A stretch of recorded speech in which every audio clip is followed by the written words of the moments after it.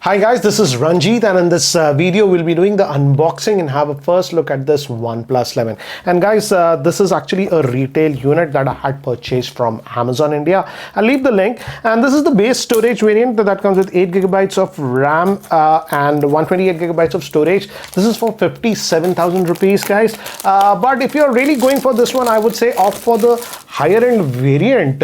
I just got it for doing the review. Opt for that one because that has 16 gigabytes of RAM and 256 gigabytes of storage for 5,000 rupees extra. That's for 62,000. I'll leave the links anyways. So here here the device is nothing much. It just says Hasselblad over here. So I'll add some camera samples also in the later part of the video to get an idea. And it says OnePlus 11 5G. So let's open this up. This time no Pro or something like that. It's just OnePlus 11, and it says never settle. So should be some stuff over here. Let's see what do we get. So some membership card and all those things. A lot of paperwork, and this red club. I'll just keep that to the side. I like that they are bundling a case. So I like that. So you're getting this transparent kind of a case. I'll just keep that to the side. And here is the device itself. I opted for the greenish color one.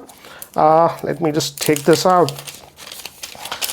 and again, this is the first time I'm like looking at this device. And first impressions, guys, the back is glass, of course, yes, not plastic, but again, this is not that frosted glass or something. So this will attract a lot of fingerprints, and that huge camera module on this one, triple camera setup. The main camera is a 15 megapixel. This has optical image stabilization. Then we actually have a 32 megapixel camera. This is actually 2x zoom, but this does not have optical image stabilization. And we also have a 48 megapixel ultra wide on this one, and it says Hasselblad branding on this one. So let's just see what else do we get. So the charger should be there in the box. So let's just open this up, and it looks like massive. The size of the charger is massive, guys, and this is actually 100-watt charger that you are getting. So that way I would say I still appreciate OnePlus that they are bundling these fast chargers within the box. Let's see, the charging cable, is it type A or is it type C? Because I think so this will be type A. So they're going for a type A to type C. I don't know why it's not type C to type C. So anyways, that's what we get in the box, nothing much else. Let's look at the device here. And it has slight heft towards it. The good thing is that the front glass is actually Gorilla Glass Victus, not to the latest, but Gorilla Victus. Back is actually Gorilla Glass 5 on this one. And again, typical OnePlus, the build quality seems to be good. Moving towards the top, we do have a secondary noise cancellation microphone over here. And here, in terms of design, I noticed that the sides are slightly tapered. So though this is a big device at 6.7-inch screen, it's slightly easier to hold because of this rounded curves over here. And again, it's not too wide. So in terms of in-hand feel, it's good. We do have this alert slider, which has now come back, and I'm glad that OnePlus has brought that back. And here we have the power on off button. So the build quality, in terms of build quality, like previous OnePlus devices, I don't have a problem. Moving ahead, if we look at this will be the vent for the stereo speaker one over here. Again, what do you say, nano SIM over here, main microphone. It's going to be just dual nano SIM, guys. And here, actually on this end, we have the volume rocker. So that's what it is. And front facing camera is supposed to be 16 megapixel on this one, but this time no wireless charging like some of the earlier OnePlus used to have. Actually, let's just try to power this on for the first time. I hope it has some charge. Yeah, it gave me haptic feedback. And good thing is that OnePlus is now also offering 4 years of Android upgrades, which is an improvement, I would say. But again, it's not that pure color, what do you say, color OS I'm telling. Yes, it's a mixture of color and Oxygen OS. So not the pure, what do you say, Oxygen OS. That's some of the purists have. But again, let's see what do we get. So what I'll do is let me just set this up, and in the later part of the video, I'll use it for some time and I'll give you my initial impressions. So guys, it's been 2 days since I've been using this smartphone now. So let me give you my opinion. What do I feel about this one? And I'll divide it between 3 different aspects so that it's easier for you to understand. First, we'll talk about the things that I liked. Second thing is, second section, we'll talk about things that are okay but can be improved with software updates, and lastly some of the things that I simply did not like. So first, let's talk about the good things. And the first thing that I really liked on this smartphone is that in terms of in-hand feel and ergonomics, they have done an incredible job. The build quality is good, I don't have any problem, but this, though it's a big phone, 6.7 inch screen, fits easily in your hand, and the screen is also slightly curved. It's done very slightly. It's not done for just showing off that we can do a curved screen or something, and because of that, and the back that is curved, though it's a big phone, it feels very comfortable to hold in the hand, which is not the case with a lot of large screen phones that are about 6.7 or 6.8 inch. So in terms of in-hand feel, they have done a great job. I also like that the alert slider is back, and I don't know about you, I appreciate this. It's so easy right now. Like, let's just go to the mute, it goes to silent like this very easily and works. Also the button feel was good. The in-display fingerprint scanner, I don't have any issues with this. Not a ultrasonic like some of the ultra flagship, but very functional, I would say. I didn't have a issue. Next thing I really liked on this smartphone, and I feel a lot of other Android's flagships should start doing this one, except Pixel. Even Samsung does not have this feature, that one, and that is the haptic feedback. Oh boy, somebody in this what do you say, Oppo or OnePlus really put attention to the haptic feedback on this one. It has a thing called O haptics. If I go and search for it, O haptics, and the amount of customization that you can do in haptics is next level. And you can change the haptic sensitivity and all those things. You can tweak a lot of things. How the touch actually feels, you can change it. By default it was crisp. I've kept it on gentle and it feels brilliantly done. It's done so well that when you interact within the OS, you feel that you're physically moving stuff. So that way I would say kudos to the OnePlus team or the Oppo team, whoever did this, haptic feedback. It's done brilliantly. The only Android smartphone that comes close to this one is the Pixel series. On those also haptics are done well. So haptics brilliantly. I didn't expect this. This was a surprise to me. Next thing that I liked is, again, it has that stereo speakers, and the speakers are loud. I would say in terms of volume, it can go actually pretty loud, and I didn't actually have to keep it at maximum volume. But what I noticed is that if you're going above 90% volume, the bass or the depth is not there. Another small thing, I don't know if they can fix this with the OT update or not, though the speakers are good. And here if you go to the settings, it also has this Dolby Atmos option, but for some reason with the default when you're playing sound and from the speakers, Dolby Atmos is disabled. You can't enable it. It only gets enabled if you're wearing a TWS or something. So this is something that they should fix, because Samsung also has Dolby Atmos and stuff like that, and you can enable it within the speakers and it does make a difference. So this is something that can be improved. I hope they fix it with the OTA update. Coming to the screen, I did not have any issues with the screen. As I've told you, I liked it. Slightly curved, but again, feels very good in the hand. And in terms of brightness also, I didn't have a problem. Outdoors it's good enough. It maximum goes 1315 nits, not like some of the other flagship that go 1570, but it's decent enough.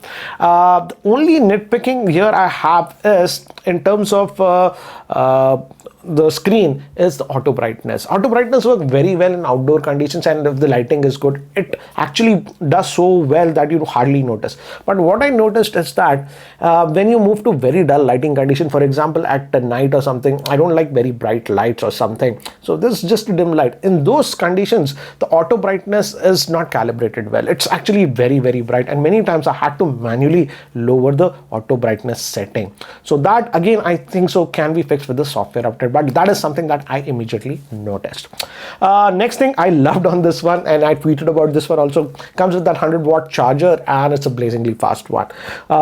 In fact, in 10 minutes it can charge 55% and fully charge in about 26 minutes. You have to enable a setting to get the maximum charging options. Let me just show you. Let's go to the battery, and I'll show you the battery stats also. There's something called as smart rapid charging, and you have to enable this one to get the fastest charging. By default this is sort of disabled, but I did test with this one, and yes, the fast charging works very well on this one. Next thing is the camera on this one, the triple camera setup, and overall, as you can see with the sample shots, the camera performance is also good outdoors. Especially the primary camera, I would say, is tuned very well. The ultra wide in good lighting is doing a good job, but in the evenings when the lighting is not good, as you can see, this was the regular shot and this was the ultra wide. The ultra wide simply does not do that great job, and when the lighting is not good. Again, one more sample, regular shot, and again, if you notice, the ultra wide, though it has the megapixel, the resolution is simply not there. So ultra wide, I would say avoid using it at night, but morning it's good. Now coming to the portrait mode, the portrait mode is also done very well, and by default it actually uses the 2x zoom lens to actually shoot the portraits, and as you can see, it does actually a good job. Surprising thing was that for portraits and regular shots also at night, as you can see, these samples were taken at night, they also perform very well. So that way I would say it is actually doing a good job. In fact, the camera is good. I wasn't expecting way better than this one, considering some of the results that we have seen from past OnePlus devices. So certainly I would say in terms of camera, at least with the main primary sensor, they have done a good job, and most of you will be happy. But again, if you are sort of nitpicking, yes, the Pixel 7 and the Galaxy S23 series, yes, go ahead a little bit, but again, most of the regular users will not complain unless you are comparing the images side by side. If you really want that I make a video about that, I can do that, but overall I would say the camera performance is good. Even the front facing selfies that come out of this one was good, but one bummer I have with the front facing camera, and I don't know why they are doing it's 16 megapixels, so it has all the resolution, but for some reason the front facing camera video is still capped to 1080p. We can't shoot even in 4K, forget about 4K 60, but so that is a weird thing. Anyways, next thing I liked about this one, and this is strange, is regarding the pricing in India. Let me get it right. This is coming with the flagship Snapdragon 8 Gen 2, and a lot of other smartphones that we are seeing with the Snapdragon 8 Gen 2 are priced higher than this. Even the iQOO 11 is priced higher than this one, and this one is clean. You don't have any bloatware or anything like the iQOO has. So that way I would say, considering the pricing, I felt that the pricing is pretty decent. The base variant you can get for 57 with some credit card offers and stuff on Amazon. You can get about 2,000 rupees discount. I'll leave the link so you can check it out. So for that price, the configuration that you're getting is actually very good. And I frankly thought that the base variant would be priced at 60,000 and the higher variant would have been priced at 65,000. That is most of my thinking. So in terms of pricing, I feel they have done a good job, because what I have heard is that Qualcomm is charging quite a bit of premium for this Snapdragon 8 Gen 2 chipsets, because Qualcomm knows how good this chipset is compared to the Snapdragon 8 Gen 1. So that way I feel the pricing is justified. The quality of the hardware that you're getting, the hardware quality, the build quality of the phone is very good. So that way, after a long time, I would say I could justify the pricing of a OnePlus device. Now let's move to some of the things that can be actually improved on this one. And again, guys, this is the base variant that comes with 8 gigabytes of RAM and 128 gigabytes of storage. And some of you were asking, out of that 128 gigabytes, 30 gigabytes is used by default. So roughly you're going to get about 97 to 98 gigabytes of space. So if you require more space, then I would suggest opt for the 256 gigabyte variant. And let's talk about the memory management on this one. This is the base 8 gigabyte variant, and for most part it's good, as you can see, but sometimes I noticed that some of the apps that, again, this app I had opened about an hour ago, it boots out of memory, which should actually not happen, because I have used a lot of other flagships. For example, the Samsung Galaxy S23, this also comes with the Snapdragon 8 Gen 2. This is just having 8 gigabytes of RAM, and it does not exhibit a thing like this, that it boots out some of the apps recently, apps that I have used. But this is booting out some of the apps. As you can see, it reloads them after some time. So I feel memory management can be actually improved. You really don't need 16 gigabytes of RAM, because other vendors are doing the same thing with 8 gigabytes. So I feel here optimization is actually required. I hope that future OT update, it's not like the, what do you say, memory management is terrible or something, but I did notice that some of the apps that I thought should have been in memory were booted out. Okay, Coming to the battery life on this one, let me actually show you the battery stats for the past 2 days. Let's go to the album, the first day battery life, then I'll show you the current one. Okay, now here, okay, this is the one. This is the first battery stat, and it was down to 4%, and it was off the charger for 19 hours 18 minutes, and I got a screen on time of 6 hours 39 minutes, and this is decent. This was, again, I would say 70% time on mobile data, that is 5G. I was getting 5G signal, and only at night I was having I kept it on, what do you say, Wi-Fi. One thing I noticed is that the idle drain at night, even though it was on Wi-Fi, not on mobile data, is quite high compared to other flagship smartphones. It was draining close to about 6 to 7% at night, just sitting idle, which is actually a lot higher, I feel. So here optimizations are needed. And let's look at the current battery stats. I had taken it off the charger yesterday morning. This is about 8:30 I had charged it. So let's look at it. Let's go to the battery, and again, it's been over 24 hours, 1 day 2 hours, so that's almost 26 hours. And if you notice, the screen on time is 5 hours 50 minutes. Again, this was entire yesterday I was out, so it was completely on mobile data. I only came back at night at about 11:30 when I switched on the Wi-Fi. So typical outdoor usage, and the battery life is okay. I still have about 16% battery life, so I would say I can get about easily about 6.5 hours of SOT on this one, and I would say the battery life is good. Not bad at all, considering it's a flagship, and if you compare it with some of the other earlier generation of smartphones, this battery life is very good. 6 to 6.5 hours of SOT is very good, and 70% time if you're on mobile data, that's indeed very, very good. But I would say the battery life is a little bit less compared to some of the other Snapdragon 8 Gen 2 smartphones that I have used. For example, even the iQOO 11 that has a 5000 milliampere hour battery was giving me better SOT values than this one. That would have got at least about 1 hour more. So I feel in terms of battery, still they need to optimize it. And also with the S23 Ultra, which also has the same 5000 milliampere hour battery, I was definitely getting better battery results compared to this one. So I feel the battery life is good, but I feel it can be further improved with software updates. I'm just keeping my fingers crossed. Don't get me wrong, battery life is very, very good for flagship, but again, not as good as some of the other Snapdragon 8 Gen 2 smartphones that I have tested. Okay, moving to some of the things. Again, this comes with that 120 hertz LTPO screen, and by default it moves between them. And overall, I would say for the most part, it is very, very fluid. Unlike the iQOO 11, which was not that fluid, but that became good after 2 OTA updates. This one, for most of the part, is actually good and fluid, I would say. But sometimes I do notice minor frame drops, and that generally happens, again, as you can see, YouTube reloaded. That's the thing, memory management. What I noticed is that sometimes when you're moving between the orientation like this, there are some frame drops. So again, here I feel the processor is very strong. It has a very powerful GPU. Again, there is some optimization that is still needed on this one, and I already got one OT update. I had applied it. Hopefully even the next OT update, they iron out these small nigglings. 95% of the users will not notice what I'm doing, but I test so many smartphones, I noticed that. Now let's move to the things that I simply did not like on this smartphone. And the first thing is regarding the IP protection. This has just IP64 water protection. That means it's just splash proof or something. Unlike some of the earlier OnePlus devices that used to have IP67 or 68.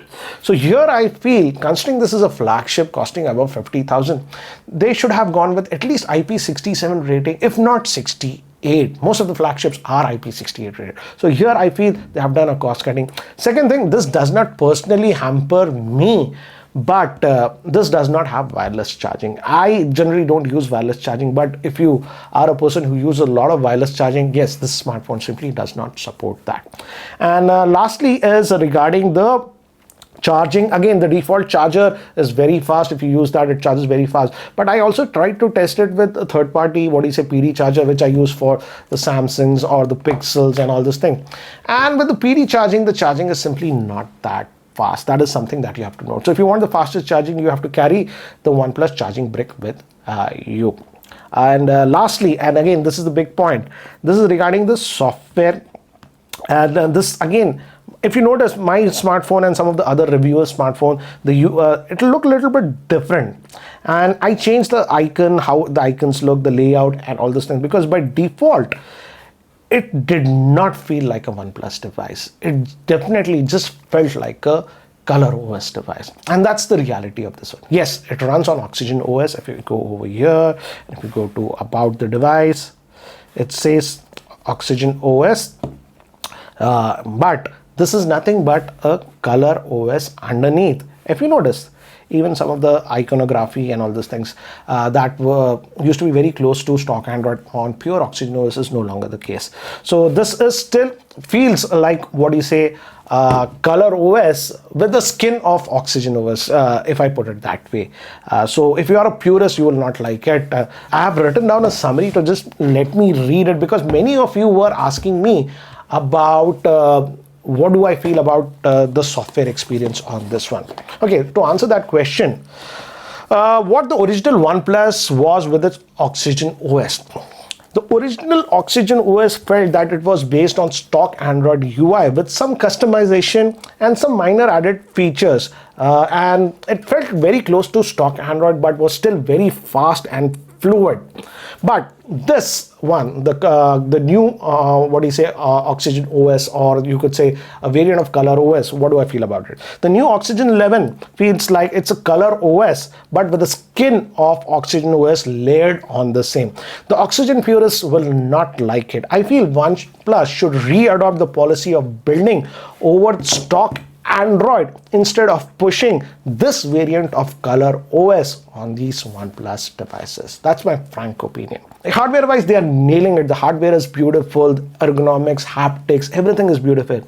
It's just the software that they have to just change. Don't try to shove Color OS on OnePlus device. That's my frank opinion. And guys, I had tweeted and I've got a lot of questions from you guys with a lot of questions, and I thought of including that one in this video, but this video will become very, very long. So what I'll do is I'll take all those questions that you have actually asked me. I'll leave the link also. You guys can also ask over there, and I'll try to post a video answering specifically your questions about this OnePlus 11 device. So again, stay tuned for that video. And again, guys, I'll leave the link of Amazon from where I have purchased this one so that you can check it out. Anyways, guys, that's it for now. Thanks for watching. This is Ranjit, and I hope to see you in my next video. Take care, guys.